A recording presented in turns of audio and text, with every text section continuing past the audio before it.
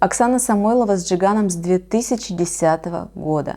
Это уже долгие отношения, и давайте в этом видео я раскрою вам секрет, почему же эти отношения такие крепкие, несмотря на все трудности, которые проживала эта пара. Ну а чтобы разобраться в их отношениях, давайте сначала пройдемся быстро по фактам. В 2010 году они познакомились, и Джиган говорил, что сначала он сомневался, видимо, он был очень любвеобильным парнем, но дальше они уже через несколько дней полетели отдыхать куда-то на море, и там он понял, что все, это та женщина, та единственная, от которой он хочет детей. И уже в 2011 году родилась их первая дочь, то есть достаточно быстро. Джиган в паре очень доминирующий человек, и если мы с вами обратимся к треугольнику Карпмана, где есть три роли, это агрессор, тиран, спасатель и жертва, то очевидно, что Джиган проигрывает ярко роль агрессора.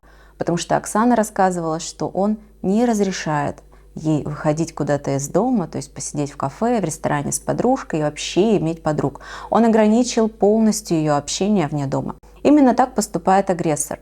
Он хочет контролировать полностью свою жертву или спасателя. Мы попробуем дальше разобраться, какую же роль проигрывает Оксана. И он не разрешает ей никакие связи, которые кажутся ему неверными. То есть он полностью подавляет личное «я» своей жертвы или спасателя, он решает, что и как делать своей жертве. И именно это происходит в паре Оксаны и Джигана. После рождения детей в интернете появилось очень много слухов, сплетен о том, что Джигана периодически видят где-то вне дома с другими женщинами. Очевидно, что там были измены. И Оксана говорила в ответ на то, что ее подписчики ей сообщали об этом, что это все завистники, что это все придумано. По треугольнику Карпмана жертва в отношениях всегда пытается оправдывать своего агрессора. Нет, он не такой, он хороший. Нет, это неправда, меня обманывают. То есть были явно очевидные факты измен в отношениях, но Оксана не делала вид, что она их не замечает. Она правда их не замечала. Потому что человек, который находится в болезненных отношениях, а это явно отношения крайне нездоровые, действительно бессознательно блокирует всю информацию, когда ему предъявляют факты об измене супруга, например, как в этой паре, и действительно теряет полностью критическое мышление. То есть она не просто защищала свою репутацию, говоря, что это все злые языки, зависть, сплетни, которые как будто бы не являются правдой. Она правда в это не верила. Потому что если она бы в это поверила, то ей пришлось бы что-то с этим делать. А жертве удобно сохранять свою позицию жертвы, не веря и не замечая факты того, что ей изменяют. Дальше у пары случился очень серьезный перелом в отношениях, когда Джиган попал в рехаб. Рехаб – это такое заведение, куда попадают люди с сильной наркотической зависимостью, когда уже белочка приходит. И вот Джиган там оказался. И до этого вел он себя не так идеально, как хотелось показывать Оксане, как она многие годы показывала их отношениями идеальными, а тут вдруг муж срывается на фоне наркотиков и вообще попадает в заведение, в которое вроде в обществе стыдно попадать. И рушится эта идеальная картинка. А у Оксаны огромное количество подписчиков. И что делает Оксана? Она, во-первых, идет к психологу. Я видела сама в ее историях упоминания об этом. И психолог, видимо, в какой-то степени ей помогает.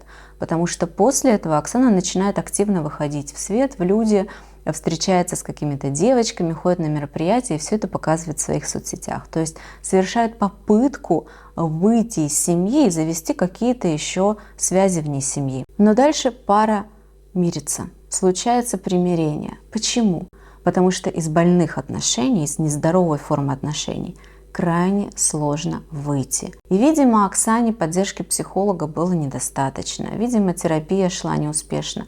Или, может быть, она шла успешно, но Оксана не справилась с этим. Потому что, чтобы выйти из больных отношений, нужна не только помощь профессионала, но и сильное желание изменений.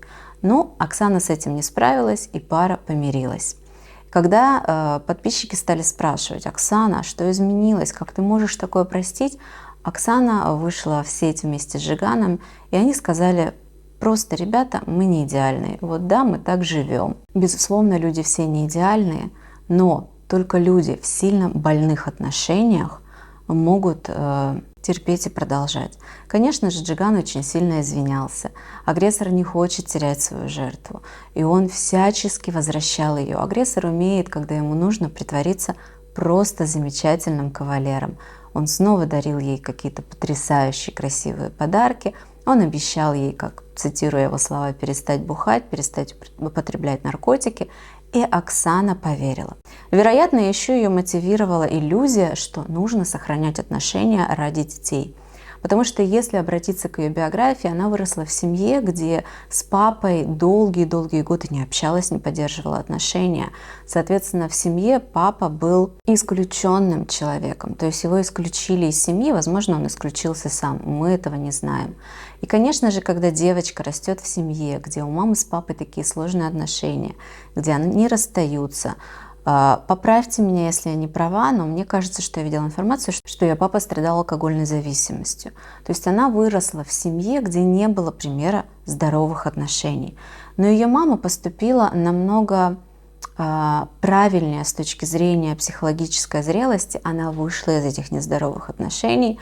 И, видимо, Оксана пытается компенсировать всю ту трудность, что у нее была в детстве. Часто люди, так имея тяжелый опыт, имея травму отношений, пытаются компенсировать, уходя в другую крайность. И другая крайность Оксаны заключается в том, что я буду сохранять отношения любой ценой. И здесь очень удобно прикрываться такой замечательной фразой, которая популярна в обществе, которая поддерживается огромным количеством женщин: сохранять отношения ради детей. Возможно, Оксана рассуждает ради детей, чтобы у них не было такого травматичного опыта, как у меня.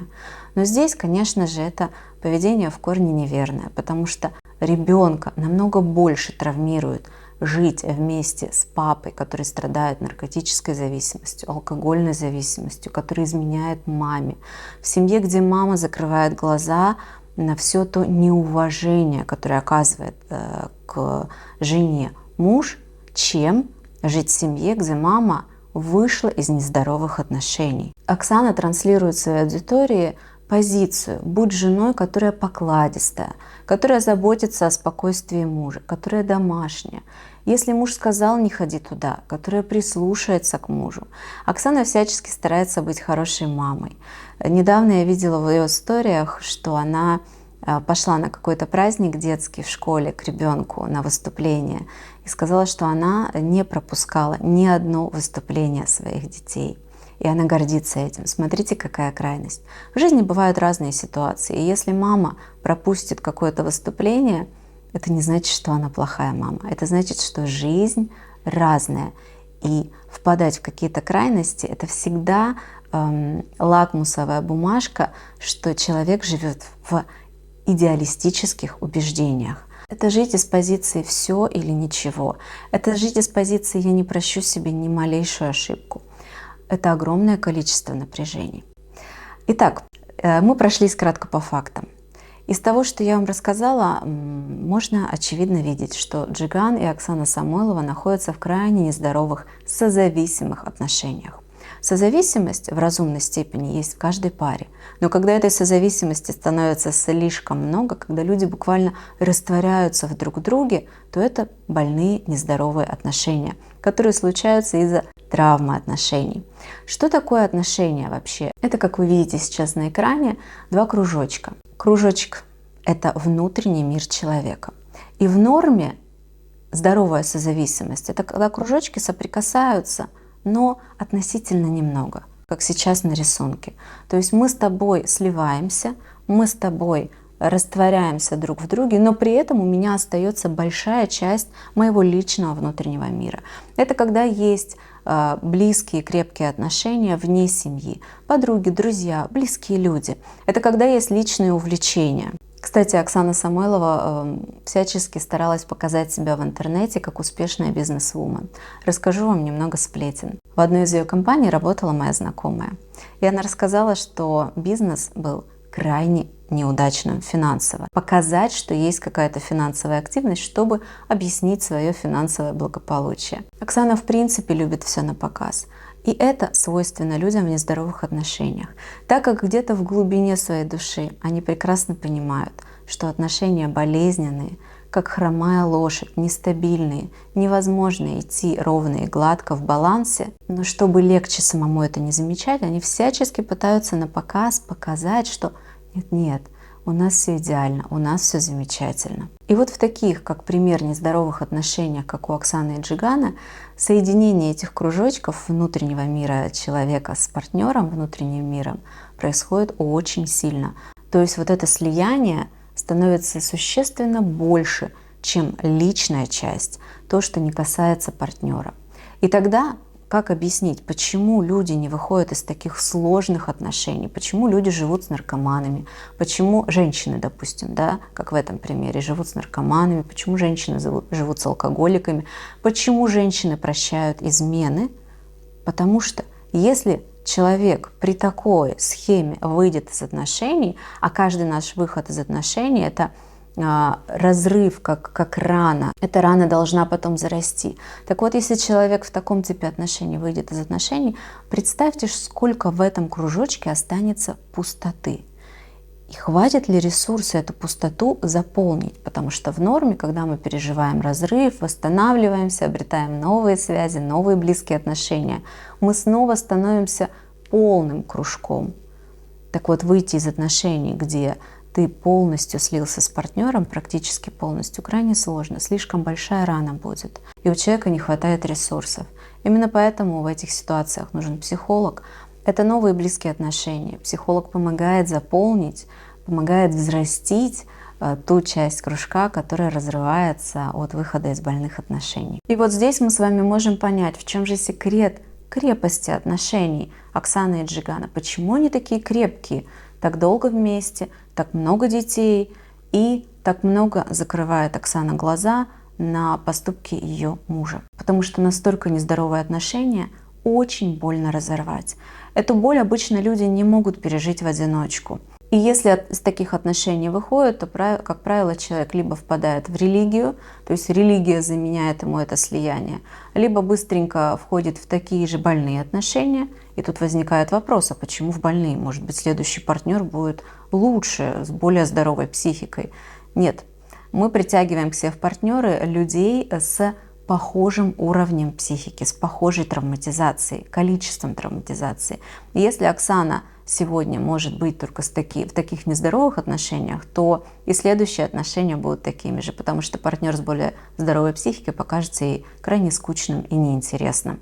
Именно поэтому люди выходят из таких отношений с помощью каких-то психологических программ либо индивидуальной психотерапии, потому что в одиночку с этим большим количеством боли человек справиться не может.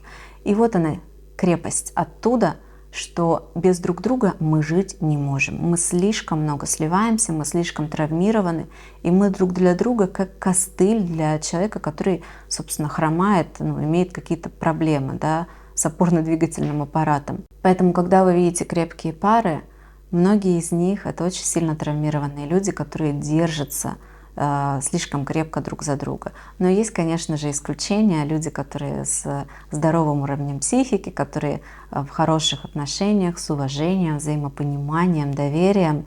Есть и те, и другие. Но когда вы видите крепкие отношения, не думайте сразу, что там все хорошо. Не факт. И как итог этого видео, какие же ошибки совершает Оксана Самойлова в отношениях? Первое.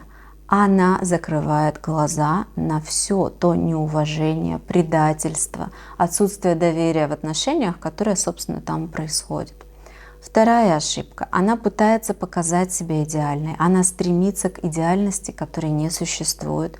И, естественно, ей приходится вкладывать огромное количество сил в отношения, в их идеализацию, вместо того, чтобы вкладывать эти силы в себя. Третья ошибка. Она позволяет своему агрессору контролировать себя и указывать, что ей делать. Она ведомая больше, чем это нужно в здоровых отношениях.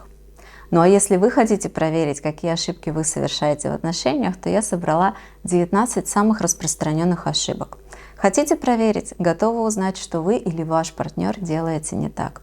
Регистрируйтесь бесплатно на мою первую ступень курсов про отношения Просто пройдите короткую регистрацию, сразу приступайте к просмотру видео, и вы сможете продиагностировать сами, что же в отношениях ваших не так. Ведь когда мы честно и открыто смотрим на свои ошибки, у нас есть шанс их исправить. Когда мы, как Оксана Самойлова, не хотим смотреть на ошибки, не можем, начинаем бессознательно оправдывать все наши ошибки и отказываться от фактов, которые есть, то мы застреваем в больных отношениях, как в болоте.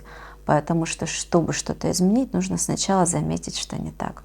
Регистрируйтесь, смотрите и напишите в комментариях разбор, какой пары вы хотели бы еще увидеть. Я обязательно прислушаюсь к вашим пожеланиям и разберу эту пару в следующем видео.